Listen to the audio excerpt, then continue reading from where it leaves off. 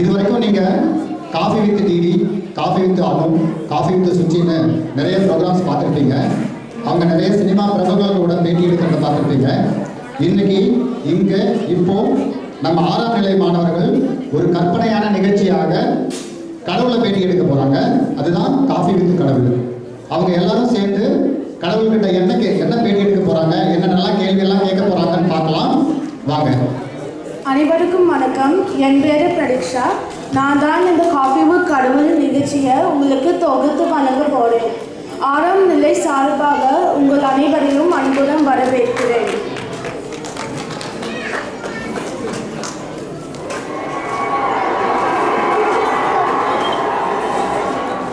முதல்ல நம்ம நிகழ்ச்சிக்கு எந்த கடவுள் வரப்போறான்னு தெரிஞ்சுக்க ஆர்வமாக இருக்கீங்களா? உங்கள் பலத்த கரகோஷங்களோடு முதல்ல நம்மோடு கருந்துரையாட வரும் கடவுள் உங்கள் அபிமான கிருஷ்ணா.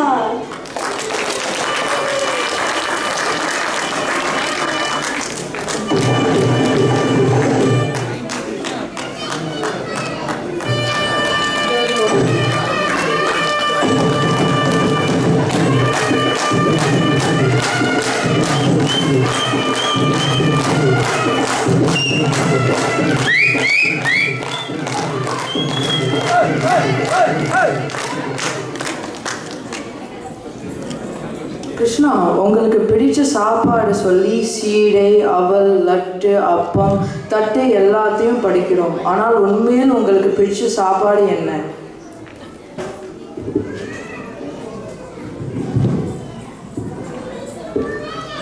பக்தா, முதல் கேள்வியே சாப்பாடை பற்றி கேட்குறேன். என்ன இனிமடாது? எனக்கு ரொம்ப பிடிச்ச சாப்பாடு வெண்ணெய் தான். நீ கூறிய மற்றதும் எனக்கு பிடிக்கும். ஆனால் படிக்கிறேன் என்கிற பேரில் கடைசியில் நீங்கள் தான் ஒரு கட்டுறீங்க. கிருஷ்ணா, நீங்க பார்க்கறதுக்கு லிட்டில் கிருஷ்ணா மாதிரியே இல்லையே. பக்தா, நான் 1ஆம் நிலை மாணவனாக இருந்திருந்தால் லிட்டில் கிருஷ்ணா மாதிரி இருந்திருப்பேன். 6ஆம் நிலை மாணவன் அல்லவா, மீடியம் சைஸ் கிருஷ்ணா மாதிரி தான் இருக்கேன்.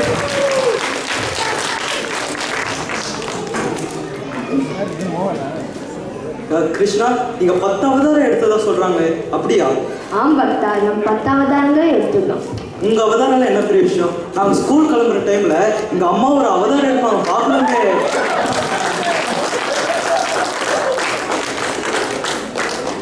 பக்தா, ஒவ்வொரு மந்திரத்திற்குள்ளும் பல அவதாரங்கள் உள்ளன. அது சூழ்நிலையை எடுத்து வெளியே வரும். நீங்கள் சமத்து பிள்ளையாக பள்ளிக்கு கிளம்பினால் ஏன் அவர்கள் அவதாரம் எடுக்க போறார்கள்? கிருஷ்ணா, சிவப்பு தான் பெரிய கலர்னு பெருமைப்படுத்திட்டு இருக்காங்க. நடுவில் கார்மேகவண்ணன், கருமை நிற கண்ணன்னு உங்கள் பேரை சொல்லி கருப்பாக இருக்காங்கலாம் பெருமைப்பட்டு இருக்காங்க. ரொம்ப நன்றி கிருஷ்ணா. பக்தா, மனிதர்களுக்கு உள்ளத்தின் நிறமே முக்கியம், உடலின் நிறம் அன்று. என்னை உதாரணம் காட்டி கருப்பு நிறத்தவர் சந்தோஷமடைவது மகிழ்ச்சியே. கிருஷ்ணா, உங்களால் எங்கள் வீட்டில் போன காலம் கலாட்டம் நடந்து போச்சு. ஏன், என்ன ஆயிடுச்சு? நீங்கள் ஒரு புல்லாங்குழ லிட்டில் கிருஷ்ணாவில் வாசிக்கிறத பார்த்துக்கிட்டு நான் எனக்கு வேணும்னு அடம் பிடிச்சு கலாட்டா பண்ணி ஒரு புல்லாங்குழ வாங்கி. என்ன அழகான இசை வந்ததா? இல்லை கிருஷ்ணா, வெறும் காற்று தான் வந்தது. நான் வாசிக்க லட்சணத்தை பார்த்து எங்கள் அம்மா அது அடுப்பு உதயத்துக்கு வச்சுக்கிட்டாங்க.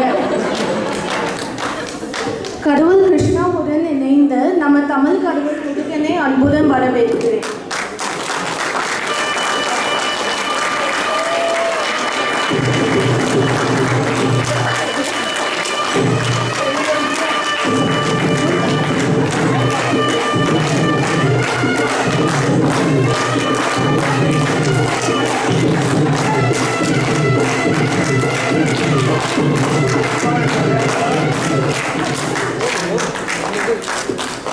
அப்படியே முருகா முருகா, ஐயோ முருகனை பார்த்துட்டேனே.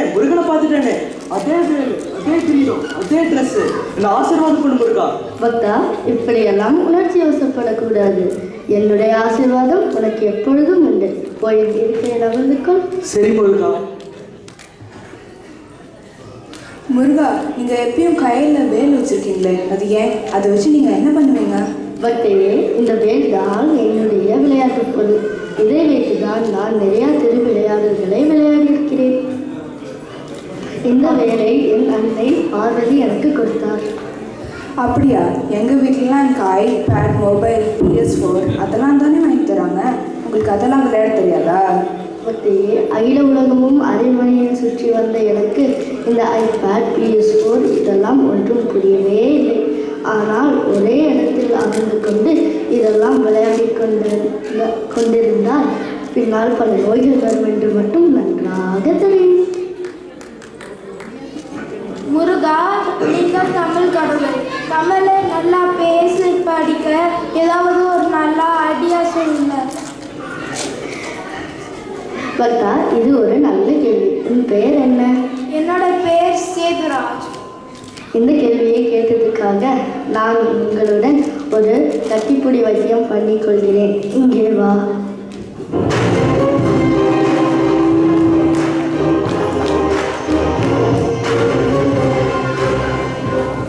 பக்தா, சித்திரமும் கைப்பழக்கம், செந்தமிழும் நாப்பழக்கம். தமிழை நீங்கள் நன்றாக பேசவும் படிக்கவும் வேண்டுமென்றால் தமிழ் தெரிந்த அனைவரிடமும் தமிழிலேயே பேச வேண்டும். ஆனால் இங்கு பல மாணவர்கள் தனது தாய் தந்தைகளிடம் கூட ஆங்கிலத்தில் தான் பேசிக்கொள்கிறார்கள். ரொம்ப நன்றி முருகா, இது நல்ல யோசனை. கிருஷ்ணா, இப்போ 2024 இருக்குமே, டெக்னாலஜியும் நிறைய வளர்ந்துச்சு. ஏன் நீங்கள் கருதை வாங்கிட்டே வச்சுருக்கீங்க? ஒரு ப்ரைவேட் ஜெட் வச்சுக்கலாமே. பக்தா, கருடன் என் வாகனம் மட்டுமல்ல, என் நண்பனும் கூட. பிரைவேட் ஜெட் ஒரு இயந்திரம். இப்போதெல்லாம் மனிதர்களை விட்டு இயந்திரத்தோடையே பொழுதை கழிக்கிறார்கள். ஆமாம் கிருஷ்ணா, என் நண்பர்கள் எப்போ பார்த்தாலும் ஃபோனு, ஐபேடில் தான் இருக்காங்க. நண்பர்கள் கூட சேர்ந்து வெளியில் விளையாடுறதே இல்லை. ஆம் பக்தி, இப்பொழுதெல்லாம் நண்பர்களோடு சேர்ந்து விளையாடும் வழக்கமே குறைந்து போய்விட்டது. கிருஷ்ணா, நண்பர்கள் மட்டும் இல்லை கிருஷ்ணா, என் அப்பா கூட ஃபோனை நோண்டிக்கிட்டே இருக்காங்க. என் அம்மா கூட வாட்ஸ்அப்பில் தான் நோண்டிக்கிட்டே இருக்காங்க. இந்த நிகழ்ச்சியை பார்த்து எல்லாருமே தெரிந்துவாங்கன்னு நினைக்கிறாங்க. முருகா, நீங்கள் அவை பாட்டிக்கிட்டு சொட்டப்பழம் வேண்டுமா சுதாத பழம் வேண்டுமான்னு ஒரு விளையாட்டு விளையாடுனீங்களே, அதை பற்றி கொஞ்சம் ஷேர் பண்ணிக்க முடியுமா? பக்தியே, அவை பாட்டி தமிழுக்கு என்னென்ன பாடல்கள் தந்திருக்கிறார் என்று உனக்கு தெரியுமா? நல்லாவே தெரியுமே. ஆத்திச்சூடி, கொன்றை வேந்தன், நல்வழி, மூதுரை. சிறப்பு. ஒரு முறை அவ்வை பாட்டி பசியாக இருந்தபோது நான் ஒரு நாவல் பழத்தை மணலில் தூக்கி எறிந்தேன். அதை எடுத்து அவர் ஊதி சாப்பிடும் பொழுது பழம் சுருக்கிறதா என்று கேட்டேன். அதை கேட்ட அவ்வை பாட்டி வாசி வாசி. முருகா, பாட்டெல்லாம் பாடினீங்கன்னா எல்லாரும் இழந்து போயிடுவாங்க. முருகா, ஞானப்பதம் கிடைக்கலன்னு ஏன் நீங்கள் மலை மேலே போய் நின்னுங்க? பக்தியே, இப்பொழுது நீ உங்கள் அம்மாவிடமோ அப்பாவிடமோ கோபம் கொண்டால் என்ன செய்வார்? நான் கோச்சிக்கிட்டு ஒரு மூலையில் போய் உட்காந்துருக்கேன். அப்படி ஒரு மூலையில் போய் அமர்ந்து கொண்டால் யாருக்கும் தெரியாமல் போய்விடும். கோபம் கொண்டால் எல்லோருக்கும் தெரியும் இடத்தில் அமர்ந்தால்தான் யாராவது வந்து சமாதானப்படுத்துவார்கள். அதனால்தான் நான் ஒரு மலையின் மேல் ஏறி எனது தந்தைக்கும் தாய்க்கும் மட்டும் இல்லாமல் பிரம்ம விஷ்ணுவுக்கும் தெரியுமாறு நின்று கொண்டேன். முருகா, நானெல்லாம் மலை மேல வானத்து மேலே போய் நின்னாலும் எங்கள் அம்மா அப்பா கண்டுக்கவே மாட்டாங்க. ஏதோ எங்கள் தாத்தாவோ பாட்டிவோ வந்து சமாதானப்படுத்த தான் உண்டு.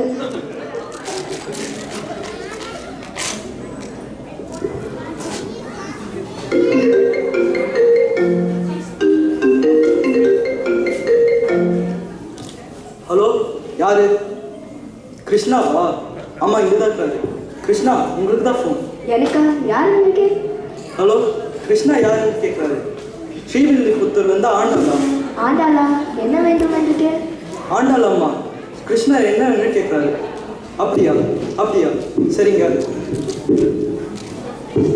கிருஷ்ணா, நீங்கள் இந்த ப்ரோக்ராம் முடிஞ்சதும் நேராக ஸ்ரீவில்லிபுத்தூருக்கு வர சொன்னாங்க. வரும்போது கொஞ்சம் துளசி மாலையும் வாங்கிட்டு வர சொன்னாங்க. அவங்க கிளிக்கு கொஞ்சம் பழமும் வாங்கிட்டு வர சொன்னாங்க.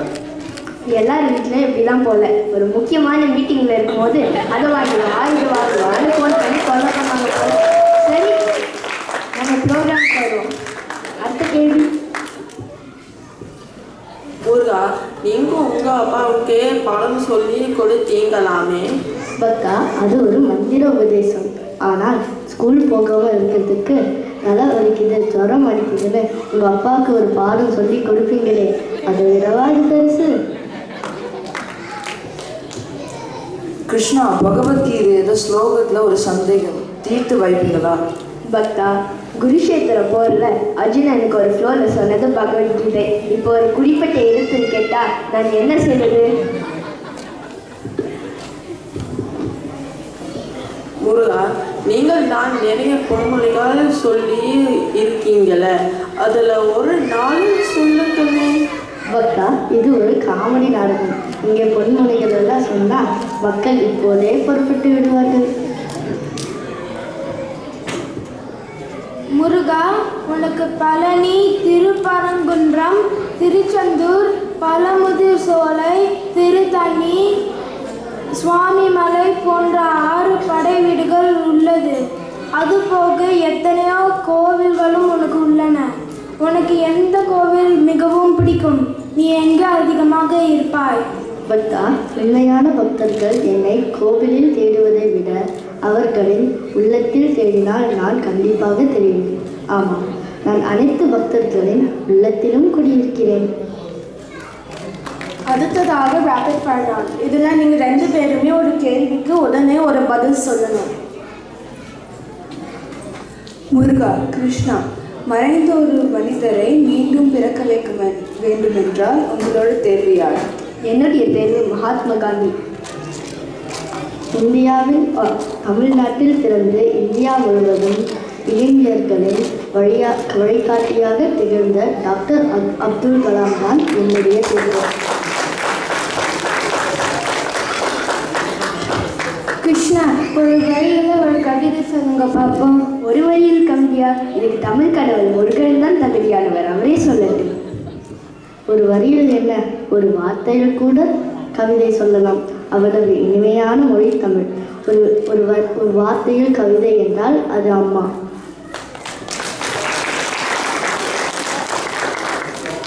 கிருஷ்ணா, உங்களுக்கு பிடிச்ச ஹீரோ யாரு?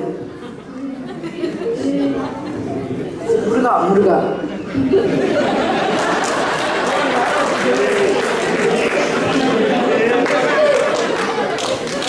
திரையில் ஹீரோவாகவும் நிகழ்ச்சியில் ஹீரோவாகவும் நடிக்கும் நடிகர்கள் மீது எனக்கு நாட்டமில்லை.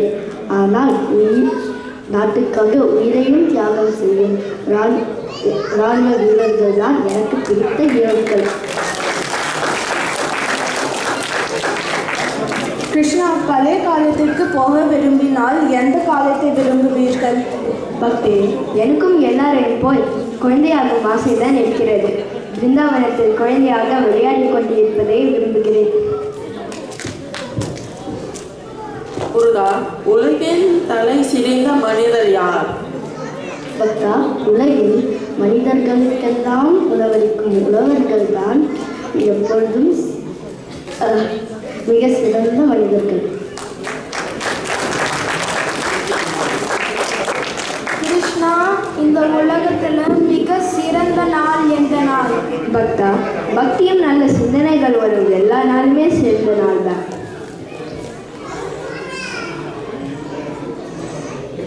முருகா, மற்ற எல்லா மொழியில் பேசுபவர்களை விட தமிழர்கள் ஏன் அதிக மொழி பற்றோடு இருக்காங்க? பக்தியே, தமிழ் மிக பழமையான மொழி. நிறைய அறிவு பொக்கிஷமான நூல்கள் தமிழில் உள்ளன. இதை தமிழராக பிறந்த ஒவ்வொருவரும் அறிந்திருப்பதால் தான் தமிழர்கள் அதிக மொழிப்பற்றோடு இருக்கிறார்கள். கடைசி கேள்வி, இந்த ப்ரோக்ராம் முடிச்சதை எங்கே போவீங்க?